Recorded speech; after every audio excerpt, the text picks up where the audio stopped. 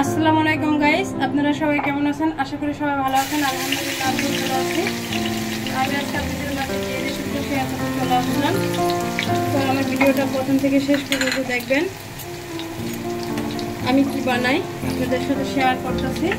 তো আমার ভিডিওটা প্রথম থেকে শেষ পর্যন্ত দেখবেন, না দেখলে বুঝবেন না। এখানে আমি দিয়ে দিলাম একটু রসুন, দেশি রসুন থেতলে করে নিতে। এটা আপনারা চাইলে এটাকে পেস্টটাও দিতে পারেন বা চায়না রসুন যেটা আছে ওটাও দিতে পারেন। এখন আমি দিয়ে দেবো চিকেন। এখানে মুরগির পেস্ট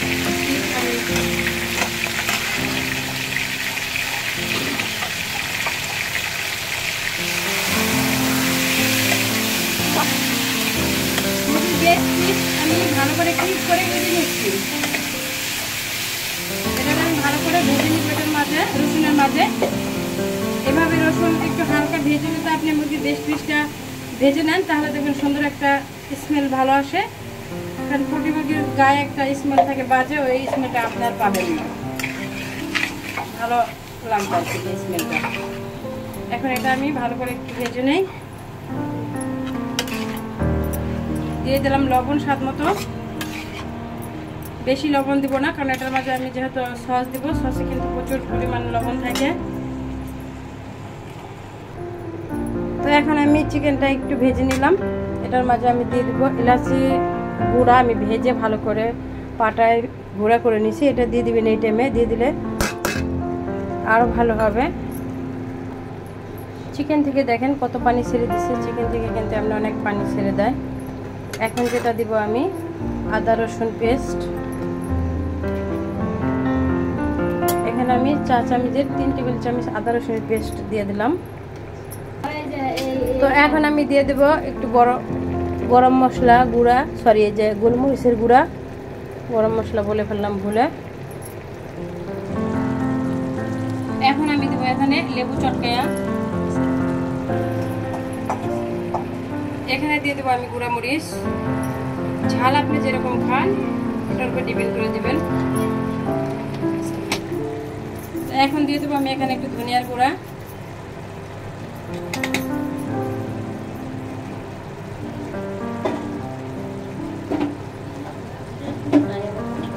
দিয়ে দিলাম একটু জিরার গুঁড়া।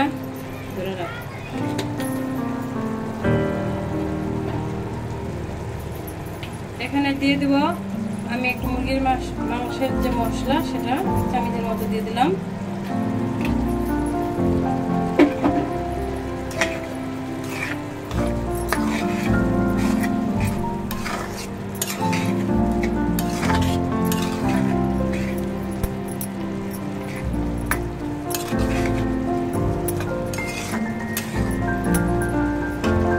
এখন যেটা দেবো আমি টমেটো সস।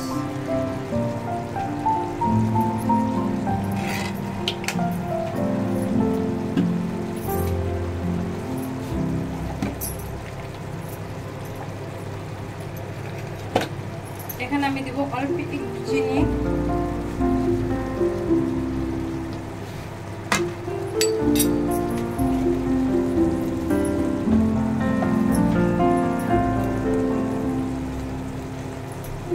এখন আমি এখানে দিয়ে দেবো একটু সয়া সস।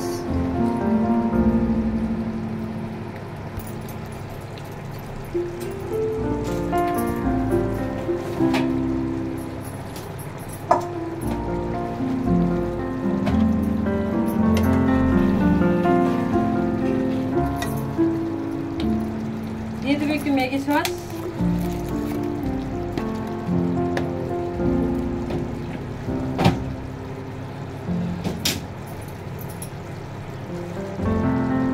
এখন দেবো আমি এখানে একটু কাঁচামরিচ কুচি করে রাখছিলাম,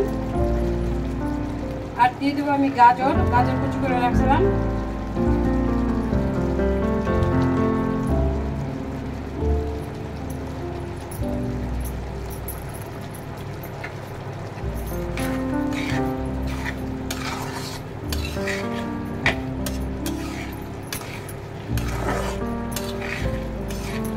ভালোভাবে রান্না করে নেব।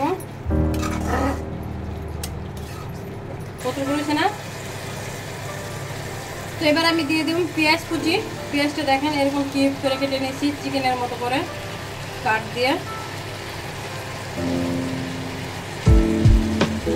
আর এই সাথে দিয়ে দেবো আমি টমেটো কুচি।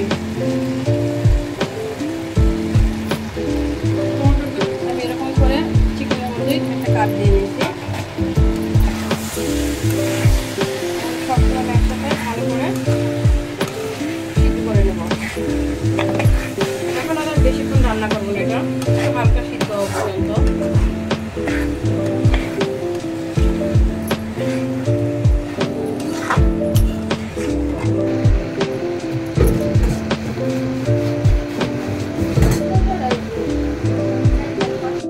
আমি দিয়ে দেবো একটু টেস্টে সল্ট।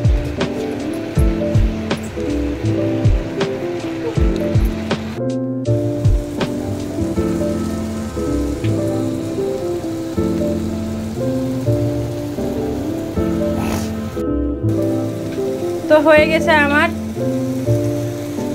চিকেন ভাজিটা শেষ করা। এবার আমি এটা চুলাটা অফ করে দেব।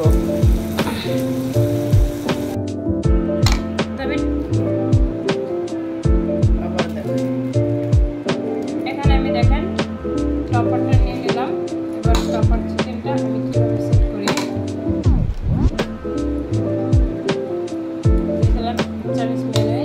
আবার দিয়ে দেবো চিকেন।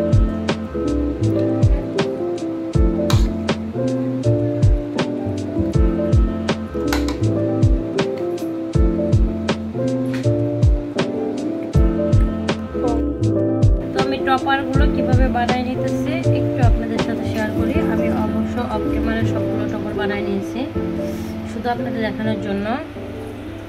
আপনারা তখন বুঝবেন না, বলবেন এগুলো আপনার কোত্থেকে নিয়ে আসলেন, কিনে নাকি ভিডিও করতেছেন নাকি, এই জন্য। দেখেন এইভাবে আমি টপারটা বানিয়ে নিতেছি। এখন যেটা করব, এটা যদি হাওয়া না ধরে এইভাবে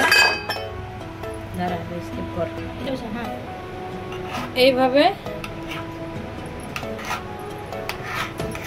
একটা চাকু দিয়ে কেটে দিব। এটার একটু চাপ দিয়ে আমি বাটির সাথে লাগাই দেবো। লাগাই দিয়ে আবার হাত দিয়ে একটু হালকা ফাঁকা করে দিবেন এইভাবে, যাতে টপারটা সুন্দর হয়ে যায়। এবার আমি চুলায় তেলের মধ্যে দিয়ে দিলাম। দেওয়ার পরে দেখেন এটা আমি এইভাবে ভেজে নিব।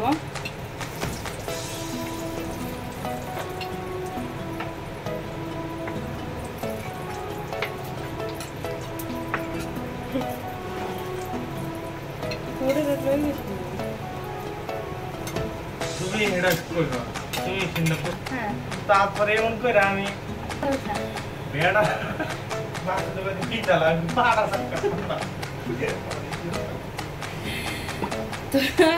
টপারগুলো বেজে নিলাম।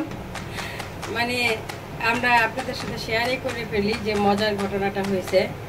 আমার ছেলে আজকে তারাবির নামাজ পড়তে গেছে, তো জায়নামাজ নিয়ে গেছে, যেটা আমি নামাজ পড়ি সে সেই জায়নামাজটা নিয়ে গেছে। এখন ওই জায়নামাজের মাঝে আমার হিজাবটা রয়ে গেছে, সে না দেখিয়ে নিয়ে গেছে। এখন যখন নামাজ পড়তে গেছে, এখন দেখে জায়নামাজের মধ্যে হিজাব।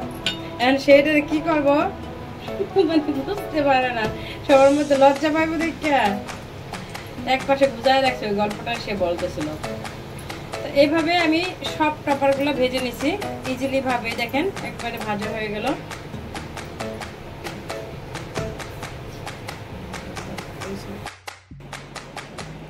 তো দেখেন আমি চিকেন টপারগুলো বানিয়ে নিলাম। কেমন হয়েছে আমার চিকেন টপারগুলো?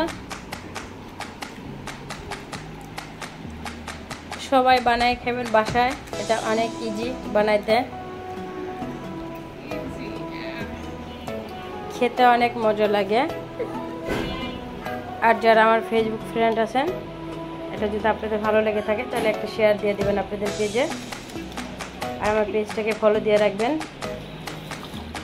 আমার জন্য দোয়া করবেন সবাই। আমি আপনাদের সকলের জন্য দোয়া করি যাতে আপনারা সবাই 30টা রোজা রাখতে পারেন, আর আমিও যাতে 30 রোজা করতে পারি আমার জন্য দোয়া করবেন। তো ভালো থাকবেন সবাই। আজকের ভিডিও এই পর্যন্তই। আল্লাহ হাফেজ।